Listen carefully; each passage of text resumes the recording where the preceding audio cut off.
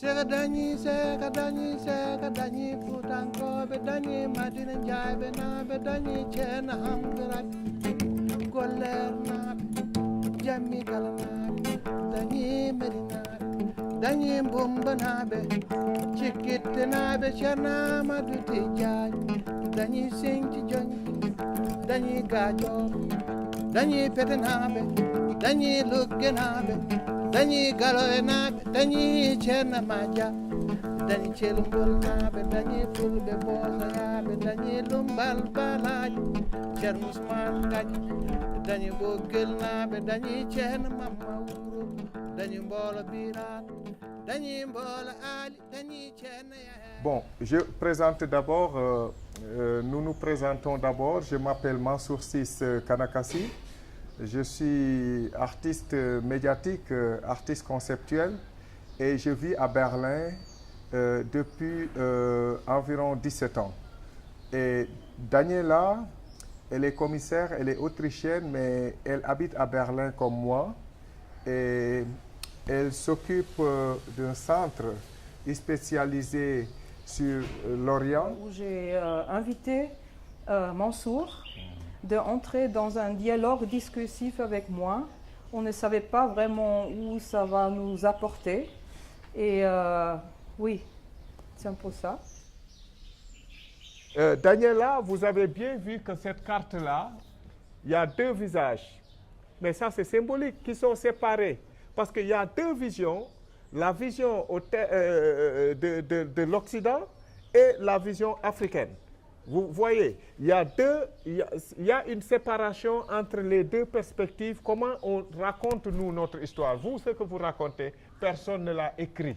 Je te demandais de me parler de ta transformation d'un sculpteur à un artiste conceptuel. Écoutez, le milieu joue beaucoup sur le comportement de l'individu.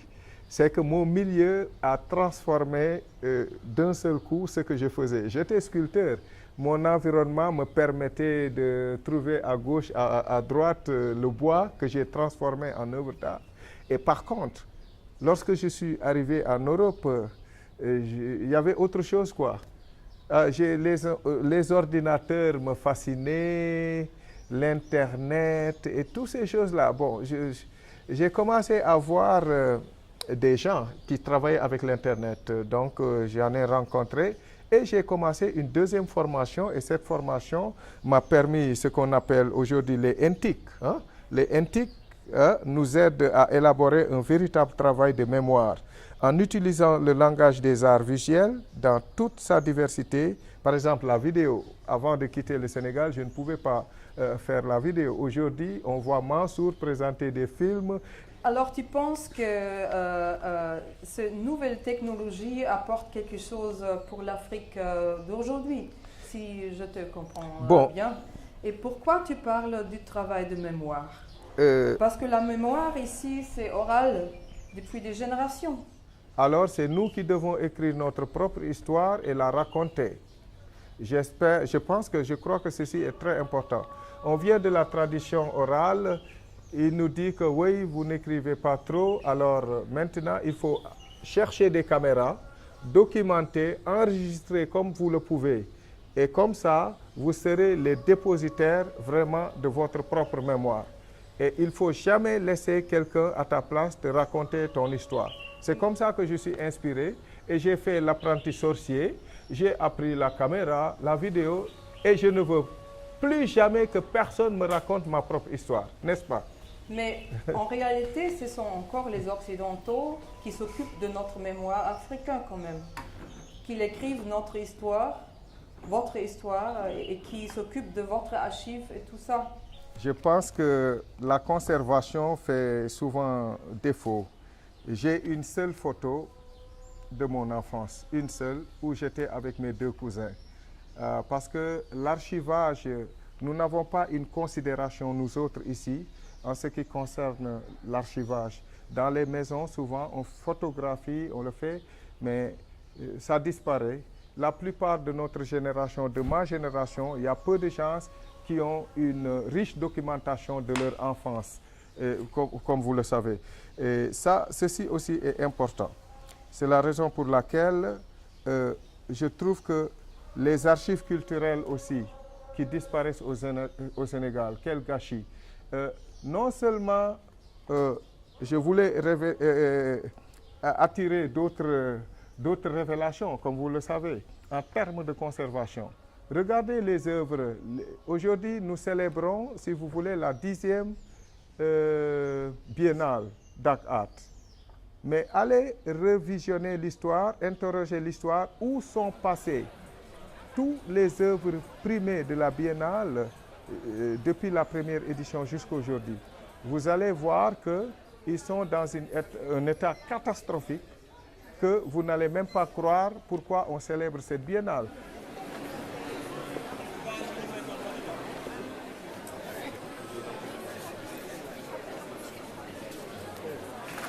Évidemment, il représente symboliquement l'ensemble des artistes, le président des écrivains, le bonheur du pays, le grand poète Lamine Sall, et tous les artistes, écrivains, cinéastes, musiciens qui sont dans la salle. Et nous ne reste plus qu'à remercier M. le Président de la République, après la photo de famille, M. le Président.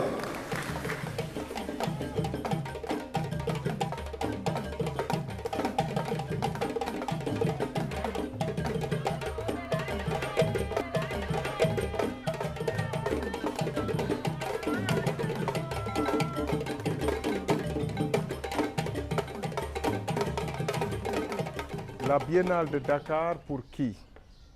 Les dépenses, pour qui? Mais je pense qu'une biennale, elle est très importante. Sinon, nous ne serons pas les dépositaires de notre propre mémoire. Je crois que la biennale de Dakar est une belle initiative parce que c'est la seule biennale sur tout le continent africain. Nous avons l'Afrique à 54 États. La biennale, elle aide en termes de promotion, si vous voulez, pour la visibilité des arts africains contemporains. Il nous accompagne et parce qu'il y a un marché international, il faut cette biennale. Mais regardez autour de la biennale, il y a plusieurs experts qui sont venus d'ailleurs, de l'Europe, des États-Unis. Vous voyez des curateurs, des commissaires qui viennent. Chaque personne vient pour ses intérêts et pour les nouvelles découvertes. La biennale permet à d'autres de découvrir des talents et quand ils viennent, il y a des gens qui passent au village des arts, il y a des gens qui sont dans le off et qui circulent et qui voient des nouveautés et qui ils peuvent être des résultats ou des sources de financiers, si vous voulez. Hein? Mais c'est donc quel intérêt de parler d'art contemporain ici au Sénégal? C'est que pour une élite? Mais bien sûr, cet art-là, ce n'est que pour quelque peu de Sénégalais, les nouveaux riches, si vous voulez, et quelque peu de Sénégalais privilégiés qui peuvent s'en payer, parce que les œuvres d'art coûtent cher en général. Vous n'allez pas me dire que les œuvres de Zulumbaï, vous les retrouvez dans tous les salons sénégalais, ou d'un El Hadji ou d'un sculpteur André Djibril Diop, que vous le trouvez n'importe où. D'abord, c'est ça, c'est vraiment... Toute la production artistique, même depuis l'époque de Senghor, c'est pour les privilégiés. Le musée Dynamite, qui va au musée, même pendant la biennale de Dakar, est-ce que toutes les populations se rendent là-bas? Il y a même plus d'Européens qui viennent ici que des Africains. Parce que pendant que nous parlons ici, vous savez où sont les gens? Ils sont là-bas parce que chez Koyo, aujourd'hui, il y a Simon Djammi. Et Simon Djammi, c'est un star international en ce qui concerne la vulgarisation de l'art africain contemporain.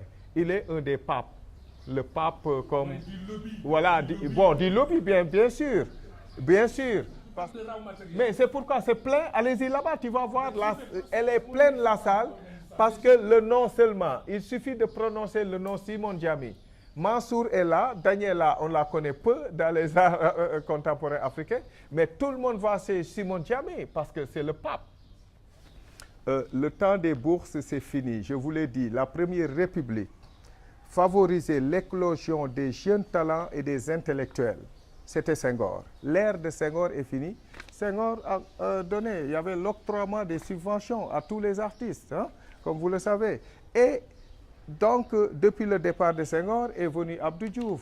Sous l'ère d'Abdou Diouf, ce n'est pas parce qu'il manquait la volonté, mais c'était la communauté internationale à travers leur ajustement structurel qui a imposé le Sénégal de réduire le train de vie de la culture. Ils ont demandé de décapiter. Nous en étions les premières victimes.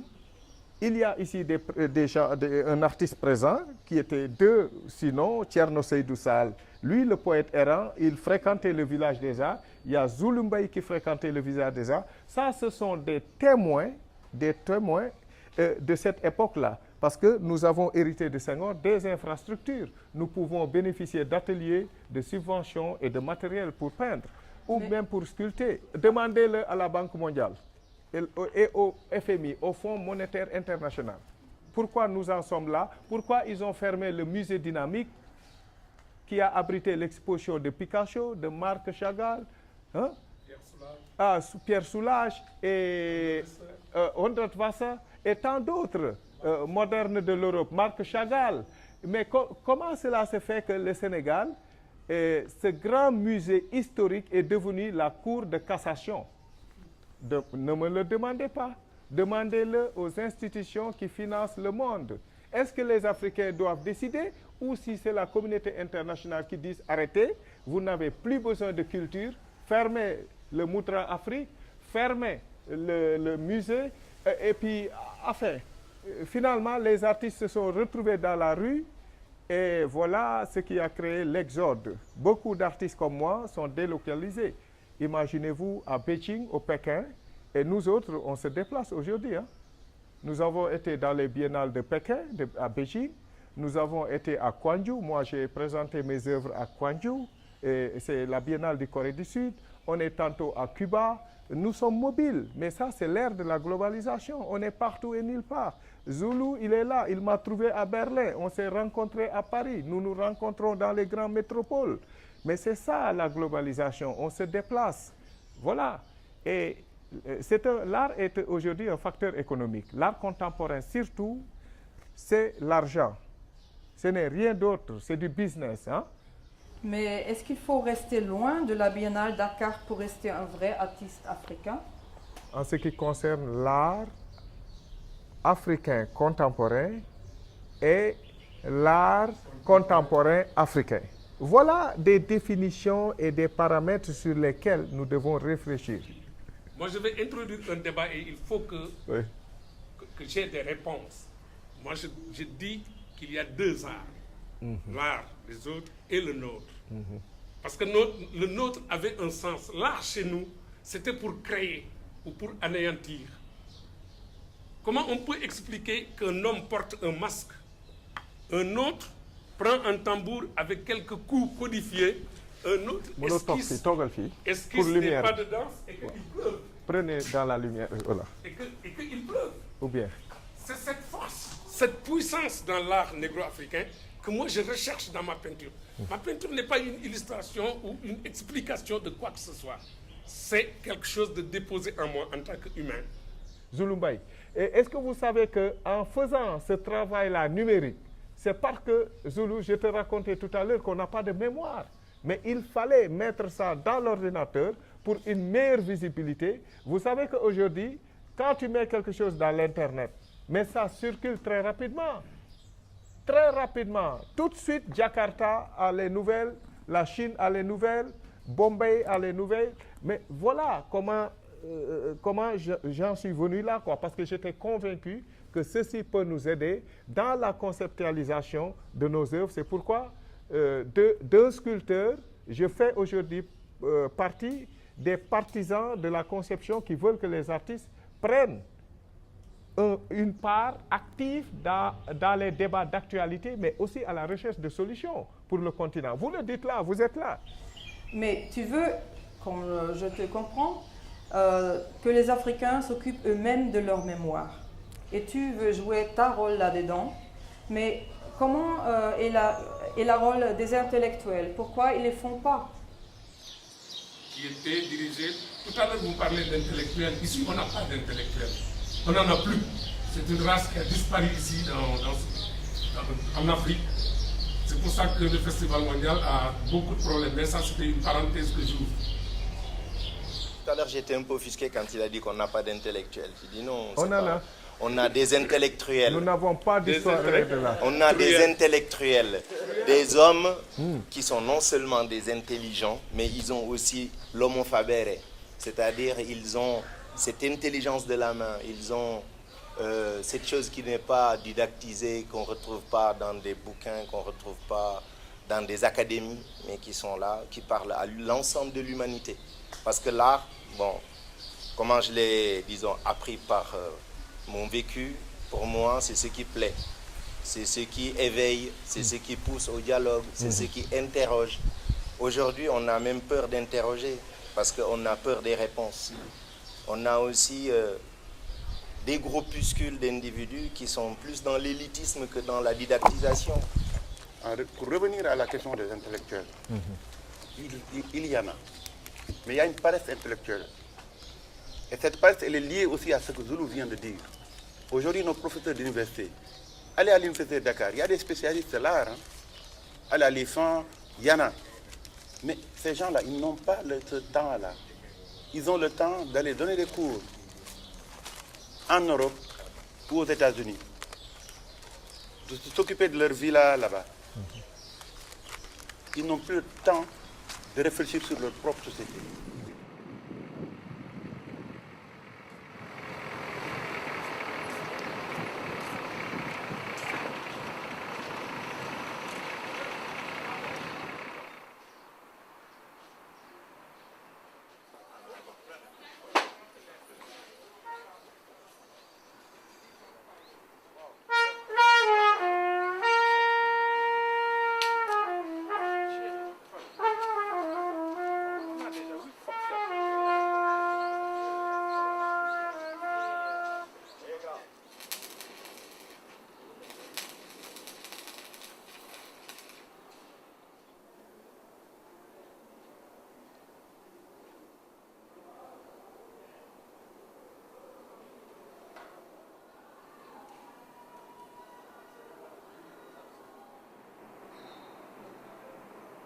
Le poisson, regarde, où est le poisson? Il est où?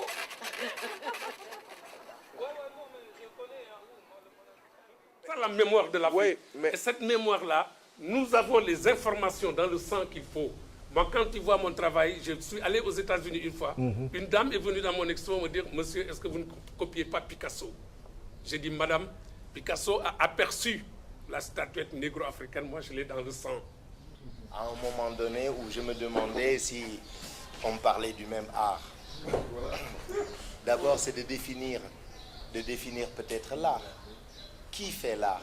Faiseur d'art, faiseur d'or. Et est-ce que c'est celui qui achète qui a le droit de dire que tel est coté?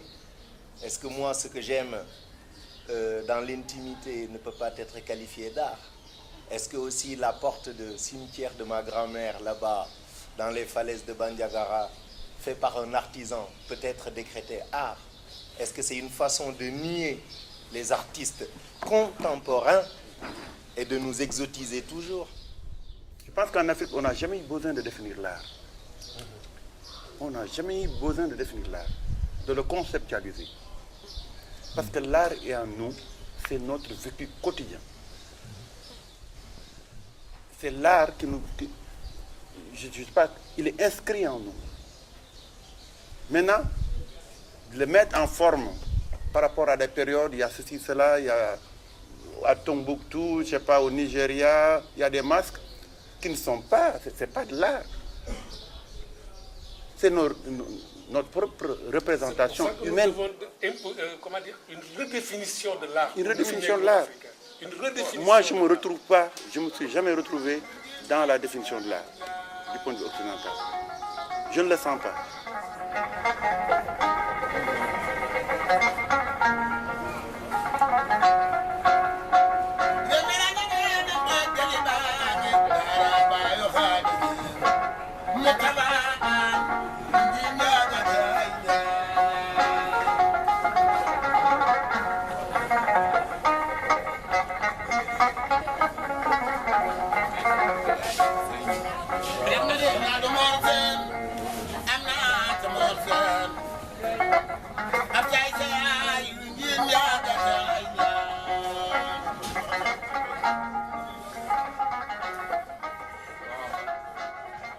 C'est parce que aussi tous les modèles que nous avons en matière d'art ici nous viennent d'ailleurs. L'école des arts a été conçue sur un modèle européen.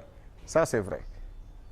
Tout ce qui circule ici, que vous voyez en termes d'art, mais c'est l'Europe. Hein? Quelle école des arts nous avons? Ce que nous avons eu, en tout cas, ici au Sénégal, c'est ça. On ne peut rester qu'à la conception européenne de l'art. Ce n'est pas nous qui avons certainement défini notre conception, notre manière de définir cet art-là que nous pratiquons. Regardez autour de Dakar, regardez le Dakar, tout le modèle est européen, l'architecture, les voitures, regardez. Qu'est-ce qu'il y a vraiment? Senghor disait, l'an 2000, Dakar sera comme Paris. Toutes les visions, on n'a aucun modèle d'architecture et d'urbanisation qui est vraiment un modèle africain. Mais vous avez soulevé, je dois vous féliciter d'abord, Zulu Mbaye, je dois vous féliciter d'abord parce que vous avez soulevé un débat qui est très très rare dans le paysage artistique dakarois. Cette sorte de confrontation que vous faites entre l'art occidental et celui africain. Moi, je pense que les gens font de l'art, mais sans se poser trop de questions sur cette forme d'art que nous faisons, d'où elle vient, quelle est son histoire, pourquoi on se l'approprie. C'est pour revenir au débat. Il n'y a plus de débat au Sénégal. Ce que toi, Mansour Sy et Zulu Mbaye, vous avez connu à une période féconde où il y avait des débats sur tous les sujets, il n'y en a plus. Aujourd'hui, c'est le paraître. Moi, je m'attendais à ce qu'aujourd'hui, il y ait plein de monde, qu'il y ait des universitaires, des artistes. Non, ils sont dans les cocktails. J'ai une vision très rudimentaire de cette chose, quoi, mais vu que c'était un dialogue et puis aussi par l'ironie, l'ironie, je trouve que c'est très intéressant. Vous avez soulevé quelque chose de bien utile dans ce pays. On est un pays de dialogue, mais souvent on ne parle pas des sujets. Voilà, on s'entend parler, on ne s'écoute pas parler. Ça nous rassure. Et Dieu sait que le matériau, je parle même pas, quand je parle du matériau, c'est le matériau spirituel, il est là. Le matériau physique, il est là. On n'a pas besoin de singer les autres comme disait Zulu. Le temps de la colère est passé. Hein. On a compris qu'aujourd'hui, tout à l'heure, quand Madame parlait, elle disait que, oui, par rapport à la relation qu'il y a entre l'Occident et l'Afrique. Nous savons que l'Occident a beaucoup plus besoin de nous aujourd'hui que nous avons besoin de l'Occident. C'est-à-dire si nous-mêmes, on n'est pas capable de nous responsabiliser, de faire des choses à la hauteur de nos dimensions, de nos compétences, de nos capacités et puis de nos vecteurs culturels, aujourd'hui, on a beaucoup à faire dans le sud du sud. On a des problèmes qui se passent là. On n'est pas dupes, hein. On sait de la Mauritanie à l'Éthiopie ce qui se prépare. Bon, à nous d'être peut-être sur le terrain et de l'occuper et de le dire avec nos outils respectifs. Mais c'est exactement la même chose. Quand on nous dit que l'industrie de l'armement, on va baisser, mais ce sont toujours les mêmes armes qui se baladent. Donc, à un moment donné, c'est à nous de dire. Je pense que cette libération, d'être libéré en tant qu'Africain, dit par Julius Nyerere, est aussi une évidence aujourd'hui. Tant que les Africains ne se libèrent pas eux-mêmes de toutes ces formes de domination, je crois que là encore, s'ils restent là à imiter, hein, tout simplement ce que les Européens ont fait, je pense qu'ils auront dû attarder le cours de l'histoire et à concevoir les véritables bases, si vous voulez, d'une Afrique de demain, quoi.